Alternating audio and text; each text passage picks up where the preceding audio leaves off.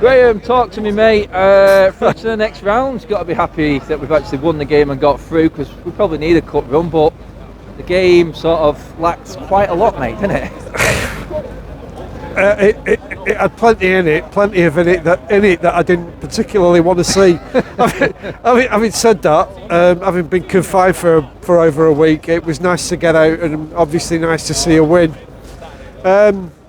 Where do you start? We kind of started well. The ball in from Fred for Scott's goal was probably the best ball we played in all night. But as you know, I don't know what starts it, but the momentum that they build from early on just dissipates. People dwell on the ball. People look for passes that aren't really on, and we were quite lucky because Villa weren't brilliant in the first half either. They were kind of lax with the ball. Wasteful and poor in possession as well, really. Yeah. I was quite surprised because you look at their starting lineup and it was pretty much their first 11. Yeah. I couldn't see a player that they wouldn't have started with. And we get in at half time, and of course Gerrard's got into them because they're playing further up the pitch, and again our passing, if it was possible, was even worse than it was in the first half. It did. I mean, talk to me about that second half in particular, Graham, because not at one point did I see us in control of a ball or a phase of play. It was so scattergun, hit and miss, and like you said, forced it at the best of times. But some of the time there was just zero excuse for the way that we was giving the ball away, I thought. Yeah, and I tend to defend the midfield because they take a lot of flack to start with, but you know they were run through on a lot of occasions, and I would concede it. But again, when the ball, when we could engineer like a 3-on-3 or a 4-on-3, we looked like we were.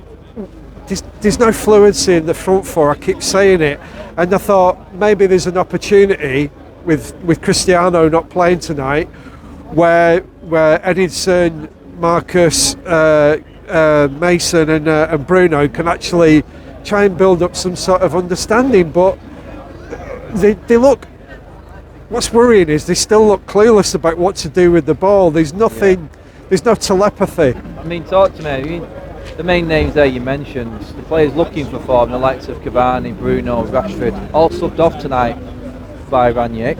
It's a clear sign that he'd had enough tonight as well, and like you said, then it's a big worry that players of that ilk, that name, searching for form, because they are searching for it, mate. It's so far off it. It's the drop off is scary, like you said, isn't it? Well, and the thing is, we were just chatting before we went on camera that Anthony Elanga comes on, and he puts the second best ball into the box that we did the night, and of course, we had no numbers in there. It was Jesse Lingard and nobody else. Yeah. And Anthony did more in 5 minutes than Marcus did in 70 minutes. Talk to me about Marcus, mate. I mean, a lot of fans surprised when they heard the line-up. No Sancho or Ronaldo in the matchday squad. Probably the only way that Rashford makes it into this team. And again, his body language tonight, a lot of the fans were getting very frustrated tonight. It just does not seem. He doesn't seem to be fit. He doesn't seem to be interested. I know that's very critical and very harsh, but that's how he sort of comes across, isn't it? You know, it's as bad as his bloody haircut. I hate to say it, but it's like he's got a different haircut, and it sucked all the life out of him. Again, I was talking to a journalist after the match behind me, and I just said, "Do you know what's wrong with him?" And he just said, "I don't know, but he's playing at 50%, and I think he's being polite." I don't know. I'm hoping it's nothing sinister, because we've seen it with players. They've picked up something that they very rarely recover from. But he's a shadow of what he was 2 years ago, definitely. I mean, they weren't all horrendous performance tonight. No. Good performances at the back, but before you do shoot off, Graham, I mean, is your man of the match, like they said on the announcement? No. Scott McTominay, or is it one of them defenders tonight? No, I'll tell you what, it was brilliant when you see somebody who's head and shoulders above everybody else, And tonight, Varane was just I agree. class. Yeah.